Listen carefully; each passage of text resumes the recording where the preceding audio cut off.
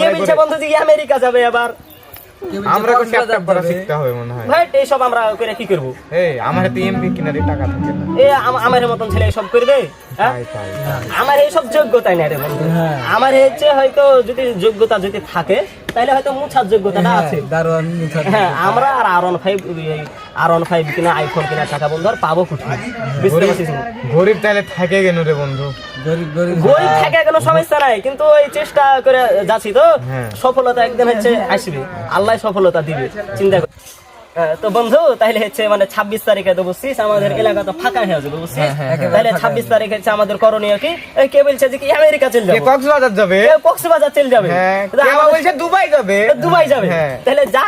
আর আমরা তো হচ্ছে মাতৃভূমির উপর আমাদের একটা আলাদা টান আছে, আমরা তো ছেড়ে দিতে পারবো। আমরা ফুটবল স্টেডিয়াম বানিয়ে আমরা এখানে খেলা আমরা একটা ফুটবল একটা স্টেডিয়াম বানাবো, কেউ তো থাকবে না, আমরা ফুটবল ক্রিকেট খেলা বাড়াবো।